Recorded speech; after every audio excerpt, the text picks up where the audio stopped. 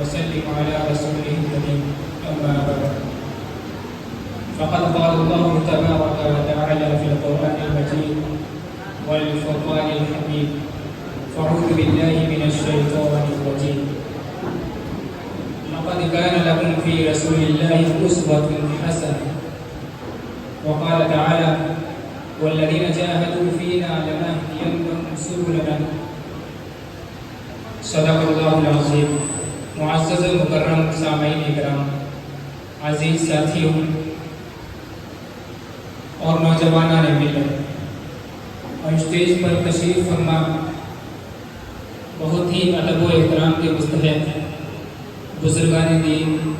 اور معزز علماء اکرام، صرف 5 منٹ مجھے بولنے کے لیے ملے ہیں. جو قرآن کریم کی 2 آیت میں نے پڑھی ہے. پہلی آیت میں اللہ تبارک و تعالیٰ نے ہم سب کا آئیڈیل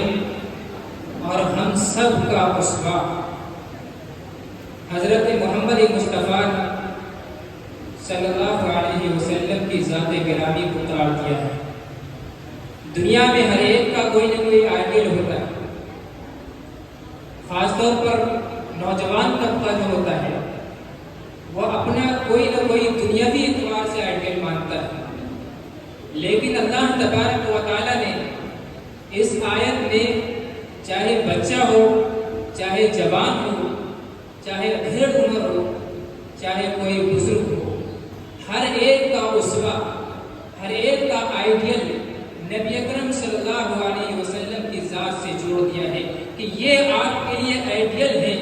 یہ جیسے زندگی گزارتے ہیں، یہ جیسے جینے کا طریقہ بتلاتے ہیں، یہ جیسے جینے کا ڈھنگ اور سلیقہ بتلاتے ہیں، اس طرح آپ کو زندگی گزارنی ہے.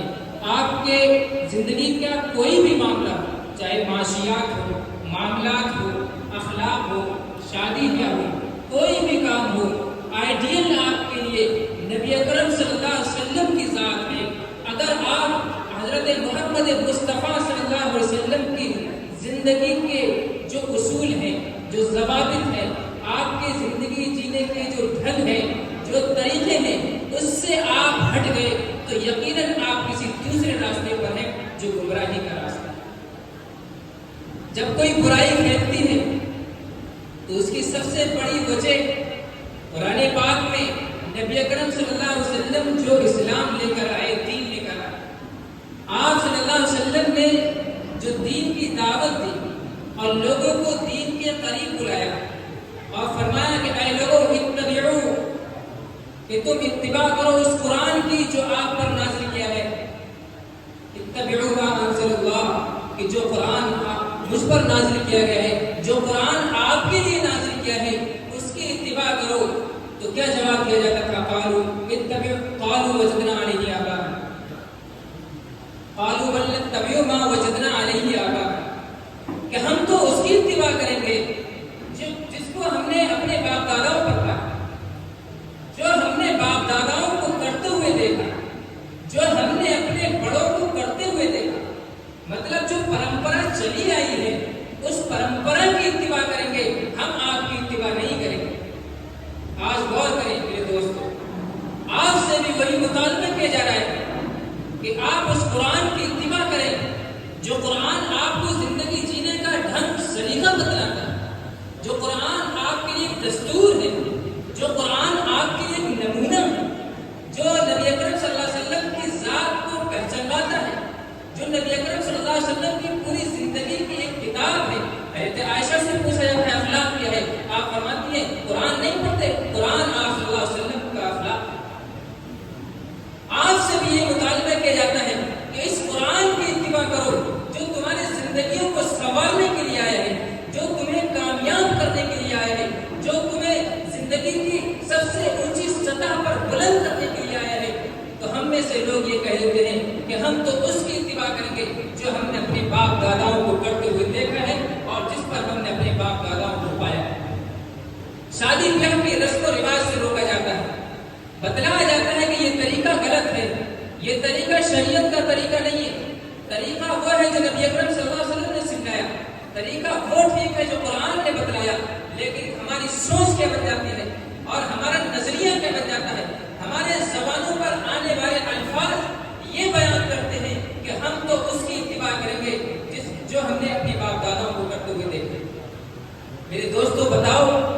شریعت وہ ہے جس پر ہمارے ماں باپ چلتے ہیں یا ہمارے باپ دادا چلتے ہیں، جس پر ہمارے بڑے بوڑھے چلتے ہیں، کیا شریعت وہ ہے؟ ہرگز نہیں۔ شریعت وہ ہے جو نبی اکرم صلی اللہ علیہ وسلم لے کر آئے، شریعت وہ ہے جو علماء کرام آپ کو قرآن و حدیث کی روشنی میں بتلاتے ہیں، شریعت وہ ہے جو علماء کرام، مفتیان کرام اور دیگر تنظیمیں آپ کو قرآن و حدیث کی روشنی میں بتلاتی ہیں کہ یہ قرآن و حدیث کی روشنی میں یہ طریقہ صحیح ہے، یہ غلط ہے۔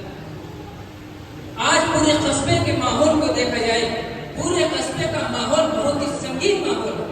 خاص طور پر شادی بیاہ کے رسم و رواج نے اتنا بڑھاوا دے دیا ہے کہ ہم آئے روز سنتے رہتے ہیں اور ہمارے اندر اتنی خرابیاں پیدا ہو گئی ہیں جس کو ذکر کرتے ہوئے بھی ہمارے سر جو ہے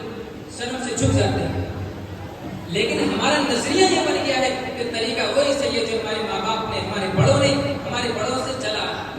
اس لیے میرے دوستو، جو کوششیں ہو رہی ہیں، جو تنظیمیں بن رہی ہیں، جو کمیٹیاں بن رہی ہیں، جو علماء کرام، جو نوجوان اس مشن کو لے کر اٹھے ہیں، اس کا مقصد یہی ہے کہ آپ قرآن و حدیث کے بتائے ہوئے طریقے پر آ جائیں، آپ نبی اکرم صلی اللہ علیہ وسلم کے اسوہ پر آ جائیں، آپ نبی اکرم صلی اللہ علیہ وسلم کی بتائی ہوئی زندگی سے جڑ جائیں، آپ نبی اکرم صلی اللہ علیہ وسلم کی ذات سے وابستہ ہو جائیں، آپ قرآن سے وابستہ ہو جائیں۔ ہمارے گھروں کے اندر جو برائیاں جنم لے چکی ہیں وہ ختم ہو جائیں، ہمارے معاشرے میں جو برائیاں، بے حیائیاں ہو چکی ہیں وہ ختم ہو جائیں۔ ان تنظیموں کے وجود میں آنے کا مقصد یہی ہے اور ان علماء کرام کی محنت کرنے کا مقصد یہی ہے، اور جو پروگرام آج سجایا گیا ہے اس کا مقصد بھی یہی ہے کہ ہم سب اپنے اندر کی برائیوں کو ختم کر دیں، ہم سب اپنے گھروں کی برائیوں کو ختم کر دیں، ہم سب اپنی شادی بیاہ کے اندر کی جو برائیاں ہیں اس کو ختم کر دیں۔ اسی کے لیے یہ محنت ہے اور یہ محنت ہوتی رہتی ہے